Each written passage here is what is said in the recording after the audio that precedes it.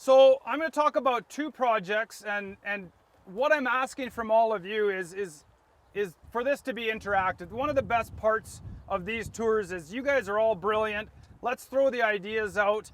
A lot of the projects, even like Hector's, we don't really know all the answers yet. We're right in the middle of studying things, and that's, I think, one of the biggest strengths of these events is we can bring ideas together and even decide on what our future projects are going to be. So some of you have heard me talk about using planters on small grains, right? This year we were lucky enough to get a number of projects funded through the Alberta government's CAP program and the federal government as well. And we went to town on the planters this year, and I gotta tell you, you're gonna have to come to our field school to see it, but they just look amazing. And in all honesty, it's another level of farming as far as I'm concerned. So we did peas, lentils, chickpeas, durum wheat, hemp, you name it, versus a traditional air seeder. And really what we're doing is just borrowing what's old technology in the row crop world. So in the row crop world too, the problem with a vacuum planter is that they're really kind of designed for a tillage type system.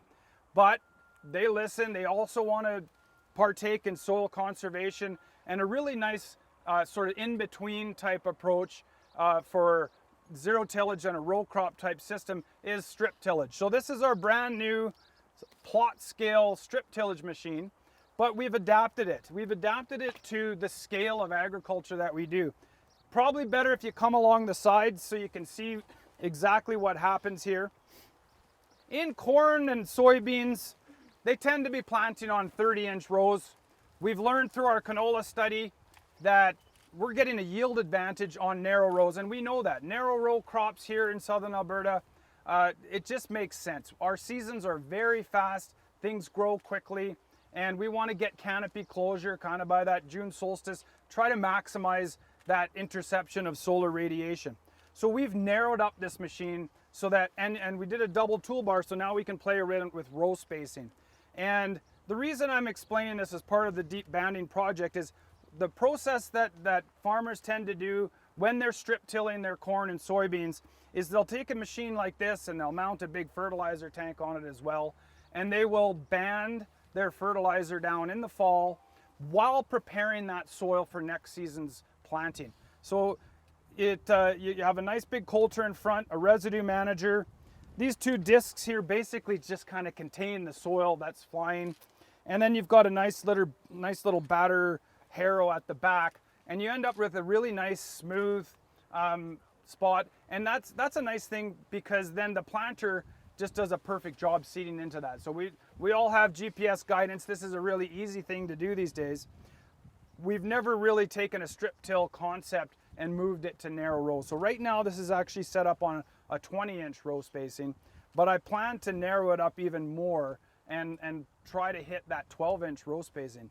But it's really the same idea as this research project is concerned. So first of all, we deal with residue.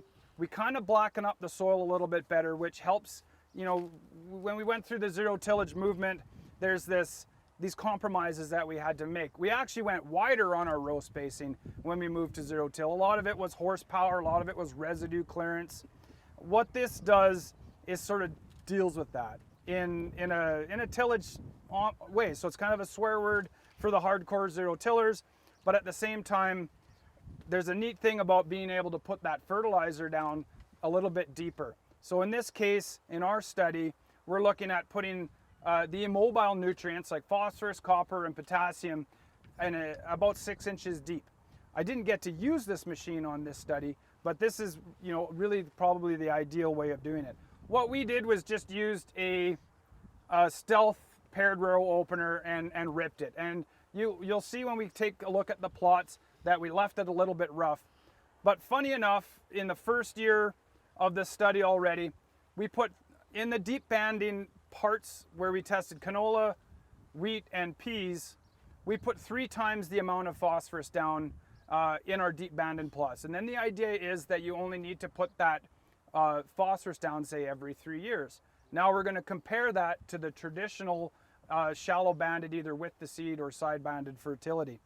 So last year was a drought here. it was actually getting pretty late seeded, but we actually saw that our deep banded plots were looking the best. And I'm not positive whether this is a tillage effect or a fertilizer effect. But now that you've got the concept here, any quick questions on this? So Ken, you're deep banding the fertilizer. That's right. And you're putting seed on at the same time, or is that separate? That'd be a separate operation. Okay. In a perfect world, I think do this in the fall, come back in the spring, and plant over top of those bands. There are some machines where they've actually incorporated this strip tillage machine and attached it to a planter, so it's a one-pass seeding operation.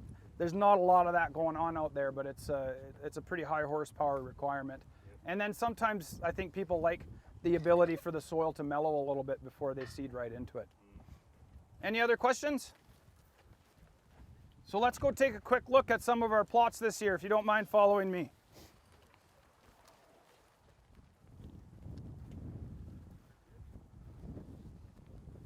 Okay, of these two plots right here, can you see a difference?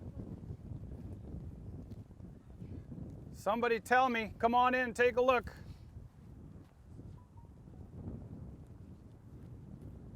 I'm not moving on unless I get at least some answers. These two. Does one look better than the other? This one's got more plants, right? Are you guessing? Is it not very obvious? Well, it is. No. This is actually, I think this one looks better.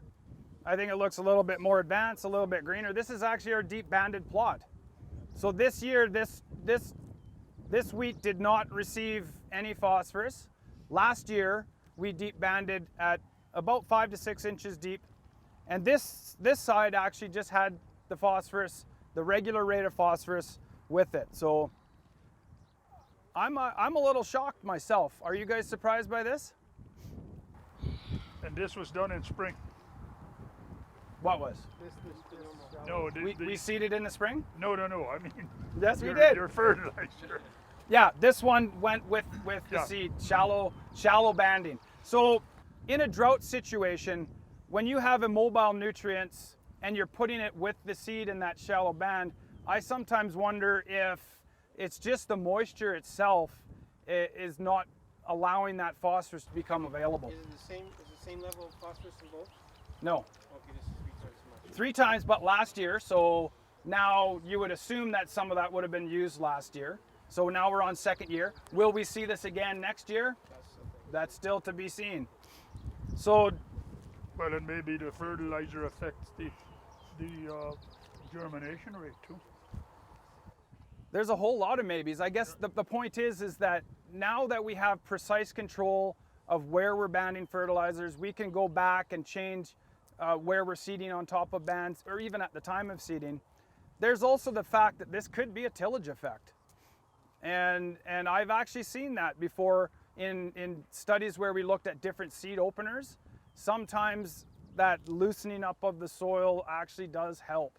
Now, people can throw stuff at me if they want. I was raised in the zero tillage movement, so this is hard for me to talk about. And it's not to say that I'm recommending that we have to have a large amount of tillage, but it is a practice that I think might have some merit, especially if we start, I think, taking how we grow crops to the next level, essentially. Now we're thinking about using planters. We're talking about where are we putting the fertilizer? Are we actually having nutrient stratification? So I mentioned this last year, but we did soil sample at multiple depths every 3 inches here, and there is most definitely stratified phosphorus in the top 3 inches here. And as you move deeper, the soil tests are showing a very small amount. So yeah, go ahead. What's your plant uptake? So it's in the soil now. What's in the difference between the two? Have you done tissues of the plants? No, not yet, no. Might be worth looking at for sure. And is this going to translate to yield? Well, last year, given the drought that we had, we did see a numeric advantage to the deep banding, but I kind of expected because we had 3 times the phosphorus. But do you really get a response from that amount of phosphorus? I'm not too sure. And by year 3, you should, in theory, have the same amount of phosphorus in both plots. So just something to think about, essentially. Yeah. You guys seeded this. Did you seed exactly over the same area then? We did try exactly over the same area. So last year this would have been in canola. So we would have seeded canola with the phosphorus deep banded. This year we did use the exact same plot and seeded over top of it. You might see that we were off a few inches in spots, but we did try to do that. So your row spacing was exactly what your seed row spacing was? For Yes. Your deep band. Yes. Yeah. Okay, let's take a look at another crop then. What did it look like last year? You know that? Yeah, the deep banded stuff looked better last year as well. I can't say that our crops were that great though. It was so dry. So here we've got the canola. Last year was on peas, and you can actually see the ridging. So when we went with that shank opener, we made a bit of a mess last year because it was dry. If I had that plot strip tiller machine, it would look much different, much smoother. And then this was the shallow banded. So deep banded versus shallow banded. And is there a difference in the canola? There actually is. So again, I feel uncomfortable talking about this because I am a hardcore zero tillage, but it's something worth noting that there is an effect here, and we're still trying to figure out exactly what it is. It could actually be a tillage effect. How deep is it banded again? 6 inches. Yeah. So Ken, why the copper? Well, mostly because copper is also a rather immobile nutrient, and so is potassium. This study is being done in Vegreville and up in the Peace as well. They have more copper deficiencies. I care about phosphorus personally. I'm not too interested in the copper or the potassium, but we have the same treatments at all 3 locations. Ken, Yes, if you think it's a tillage effect, why don't you just put a tillage trial in without the fertilizer? I really should have. Yeah. You know, and that's the worst part about studying things is you always learn something as soon as you try it, and then you're like, oh, I wish I had included that. So that's a new project. Yeah. Let's take a quick peek at the peas too. Sprayed it over the top can or what? Okay, I'm glad that you mentioned that. You know, Bill talked about the authority on peas. This is what authority does on peas. This was not sprayed. We sprayed these with a 2-meter hand boom, and it really does a fantastic job on kochia. No kidding. So I don't think this is deep banded here. Maybe I do see a little bit of an effect, but I don't think it's quite as noticeable as the other 2 crops. Could be because peas are a larger seed, a little bit deeper seeded. So they're more even. Yeah. That's all I have to say about that. Any last questions? I want to take you guys over to our crop sequencing study, and we're going to do some walking up and down, and this is where I really want you guys to be paying attention and to pipe up if you see anything interesting, and we'll stop and talk about it. So the 9 crops that we do have are canola, peas, wheat, lentils, quinoa, hemp, corn, dry beans, and we've got durum and spring wheat. Are there any crops that you guys are particularly interested in as far as crop sequencing? Like, where do I put it in rotation? Because I don't know that we're going to get to see all of them. And if nobody pipes up, I'll probably just randomly pick one. So you said corn and canola in there. Yep. Do you have some that would be corn following canola? Exactly. We would have corn before canola and corn after canola. Yeah. Yeah. Well, last year we set up all of the precursor crops. This year we get to see all the 49 combinations. Okay, I'm going to randomly pick some then. Keep you moving. You put a bunch of nice. Yeah. Pretty ugly residue, hey? So that causes problems. You guys are standing in a hemp mecca there. Yeah. And you can see actually hemp does volunteer quite a lot. So we've got all these little hemp volunteers in the middle. So hemp was grown all across here, and now we've got all 9 of those crops across hemp stubble. Right now we're in corn. So we're just going to follow along.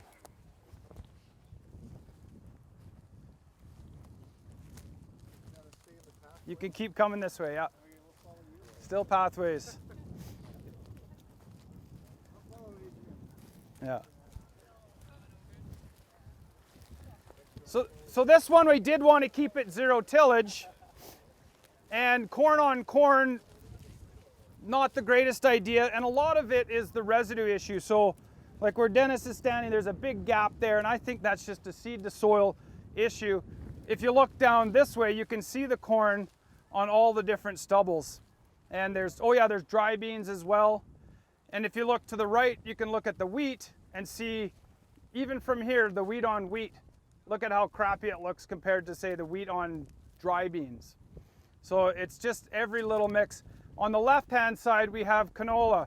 And I think this one ties quite nicely into even Hector's talk. Is I think so many of our issues in agriculture, especially with canola, is dealing with residue properly.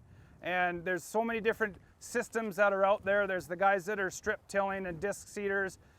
And then there's the hoe drills and all you manage stubble. And when you look at this canola, like there's definitely spots where canola establishes better and quicker, and in doing so is going to deal with pests and diseases in a much better manner too. So this crop sequencing thing, and crop rotations, it really is a personal thing that's tailored to your own systems, but this isn't a rotation study. This is really a crop sequence. What happens before and after putting these crops? And there's definitely some winners and some losers, and that's what we're hoping to learn with this study is what are the issues, can we address them, and how to integrate some of these new crops that are coming in. Like hemp is a pretty new crop. If it grows in any significant acres, how do you integrate that into your crop rotation? Corn is starting to grow as a dryland crop. So we want a zero-till corn. How do we deal with this residue mess for your subsequent crops? And how do you fit it into a dryland rotation? So keep that in mind as we keep moving forward. Any observations so far? Were these cross-seeded? Like, Yeah, so seeded that way and then yeah, last year they were seeded this way, 'cause and this year was this way. would typical practice though be seeding between the rows going the same direction? Like, do you think that would have had an effect? I think it cross-seeding might. versus, like, seeding I think it might. Yeah. Yeah, especially with like a corn and a soybean type thing for sure. But not always. Yeah. Yeah. Thanks for the cobs. Let's keep walking down this way then. Hemp volunteers are pretty high down here. Isn't it crazy? Right there. Yeah. It's nuts. Yeah. Is that hairpinning like that canola on the corn, like why it looks so spotty? Was it, or was that with the planter or with the disc drill? Or Which one? The canola? canola The canola was planted with the drill and disc drill or with the shank drill? the pillar laser. Yeah. So you're noticing it's not as good. Yeah, the residue is definitely a hairpinning and not getting good seed to soil contact. Yeah. So can you guys over there, this says dry beans on that sign behind you? What does that say? Pea stubble, thank you. So what I'm noticing in general is pea stubble is an absolutely beautiful thing to almost seed anything into. The wheat looks great. Corn looks great. On those colder type of seasons, I think that having a little bit more black actually does help get the crop out of the ground, helps warm the soil up. And you look back at this wheat here, it looks pretty awesome. And even the canola, I think, is doing quite well at establishing. So I think most of you probably recognize that seeding into peas is usually a really nice thing for most crops. Anybody disagree or any issues that way? In this case, the planters for the corn, yep.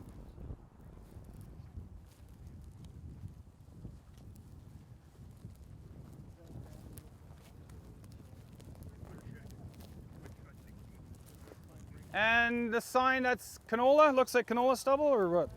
Yeah. So I see a few interesting things going on here. When we look back at this canola here, what do you guys see? Yeah, so that's probably where the combine went last year. So whenever we have heavier residue and this canola was seeded quite early, we tend to have more of a frost issue when there's more residue. we're not seeing it all that well, but I'm not a big fan of putting corn after canola.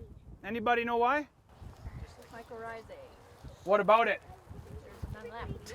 Yeah, so corn relies on the mycorrhizae for its phosphorus uptake. And even though we did put seed-placed phosphorus, it doesn't seem to make up for that lack of mycorrhizae because canola basically kills off the mycorrhizae and then corn is struggling. And I was just talking to Adrian who sells corn, and he has some experience where the farmers, they always want to do it, but they don't have the opportunity to see things side by side, that it is a significant effect, and I think it can have a yield issue for sure. Yeah? I can just add from my own experiments in Manitoba with crop sequence and corn. We measured mycorrhizal infection and corn roots, and we definitely see differences in the V4 stage, Yeah. early season. By the time we were sampling for mycorrhizae and silting, their treatments had evened out. So the mycorrhizae are there, but it takes them a lot longer. So to the population establish that. starts off very low and it just needs to regrow. So if you're wanting to foster that population, you've got to feed that population. That can be with your previous crop, that can be with cover crops, that can be, reducing tillage just to favor faster production. Now, in my trials in Manitoba, I never saw yield differences between my crop history or my sequence treatments, but definitely those early season observations that you make Yeah. are Perfect. What's your thoughts on then intercropping to keep the mycorrhiza active? I think that's a great, if you're, especially looking at wider row spacing corn, you can feed that mycorrhizae with other crops. And the studies that Don Flake did with Magda Rogolski, looking at canola before corn, he had better results with starter phosphorus than Okay. what you were saying. But, Yeah. but certainly, like the study that I did was just sort of looking at the problem, and it's there. But it never, in my situation, in my studies, it never ended up impacting yield. Yeah. But you definitely see that delayed response in the mycorrhizae. That makes sense. Thanks, Yvonne. We did a 3-year crop sequencing study on dryland grain corn, and in that case, our yield potential is probably a lot lower. And in our situation, we did see a negative yield response. It wasn't huge, so it certainly grows out of it in the spring, but on grain corn, yeah. I have seen it up to 50% That high, eh? that high. That Wow. was the worst I've ever seen. No kidding. All right, let's keep walking. Oh, go ahead.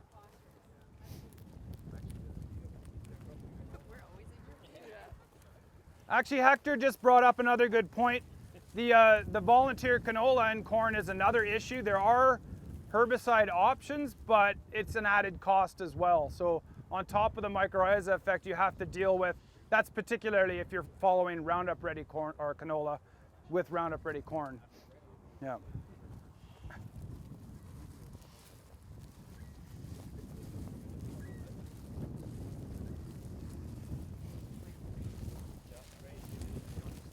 We'll stop in this heavier wheat residue. Even the wheat itself behind you guys doesn't look great. I think we've had a couple of issues here, just too much straw in general. Like Charles said too, seeding across it probably didn't help in this situation. Did you chop it? Yeah, it was chopped. But right here is where I think we took the plot combine through. So you can see the difference with the plot combine straw that caused an issue. Always residue issues, whether it's behind the combine or not. I think that's one thing that we need to figure out, especially with the smaller seeded crops like canola. So canola right here looks pretty terrible, hey, compared to some of these other treatments. Like if you stand here, this is pretty ugly. Just because of the straw, Kim? This is all the straw, yeah. Yeah, but I'll take this at my farm over that. Yeah, and That'll die. I'm with you. This is why I'm torn in a lot of ways. So I'm gonna bury you. you think this will pull through with when moisture is the limiting factor? Yes. And Yeah. developing. Yeah. You got to pivot. Yeah, that's fair. This field wasn't irrigated. Not your rainfall. No, this is irrigated. Yeah. This study is also doubling in a fusarium head blight management study, which again, same issues like Hector talked about with insects we have with diseases, but are there differences in head blight based on the previous residue? That's being led by Dr. Andy Kuchar out of Saskatchewan. And then there's also the novel crop side. So things like quinoa, dry beans are more to corn and hemp. How do we fit, what's the best place to fit those into sort of a crop sequence is the main goal of that study. Bean emergence is pretty good. Yeah, the beans are doing all right. That's the planter versus though, and this was the air drill. And the beans are planted later, so I think the later seeded stuff always did better this year.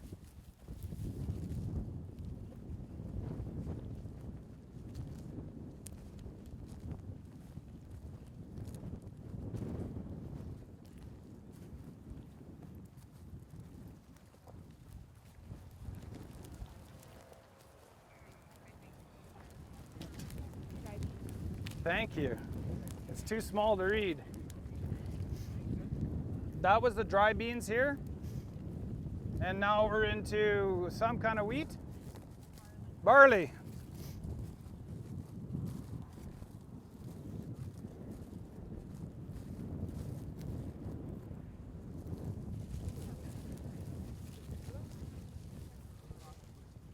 And this one's peas?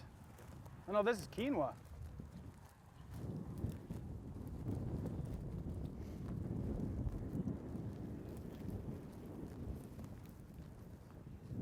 This was actually quinoa. So quinoa across here. I'll have to admit, of all the novel crops I've played with, I like quinoa the least. It is one beast of a crop to try to grow. It's basically lamb's quarters, and it looks exactly like lamb's quarters. But of course, it's a popular crop, and people are interested in trying it. Some of the things I find are issues with it is there's no herbicides. The bugs love it. Is Hector still here? Back there. Long ways away? Stand up, Hector.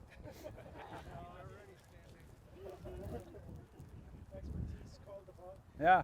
Hey, Hector, have you studied quinoa at all as far as bugs are concerned? Because we're finding that bugs absolutely love quinoa. Oh, yes. Yeah. And I hope I see a lot more quinoa around because licus bugs love quinoa. So you can study some more. Your rods were the best place to collect licus bugs last year. So I hope Okay, and I thought you did that. So this is the quinoa stubble.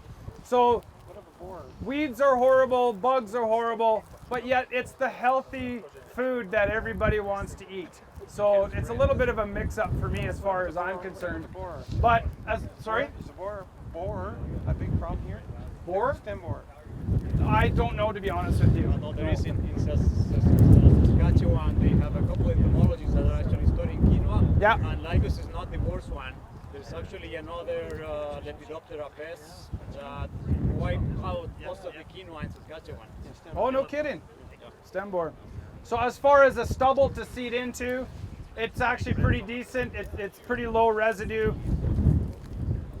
But It was found in Cara. It was found up in the east. sorry, was there a question over here?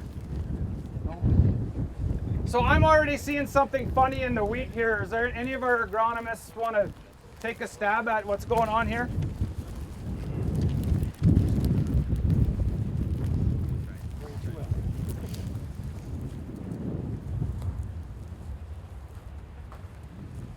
Come take a look, tell me if you see an issue. Even better if you tell me what it is. I'm not totally sure, but I have a pretty good guess. The same issue we showed that fent over there. This is the one, man. There's an issue. There is, isn't there? What is it? Yeah. I gotta let you think a little. What was older leaves? What was on here last year? So here we had quinoa stubble. Over here we had durum stubble. I think the durum actually looks a little worse. Yeah. So this is a pretty good example of not doing too many of the same type of crop on top of each other. I'm pretty sure we've got the wheat streak mosaic here. What really gives it away for me is that this pathway looks the worst. And we had winter wheat seeded here. So the winter wheat created the green bridge probably for us. And again, another issue with any kind of small, or this is a pretty big small plot trial as far as we're concerned. Now I've got this wheat streak issue starting here, and it could potentially spread across all of this wheat. So, Look how much cleaner you are going now. yeah, and as you look further down, it does look a lot better. But it doesn't take much. We just killed our winter wheat yesterday. Yeah. Keep away from it. 11:10. So, any last questions? We've got a couple of minutes. We're going to head back this way. So if you want to walk down a different row and sort of observe some of the other crops, Yvonne Lawley's session is just back from where we came from. So let's just head down this way.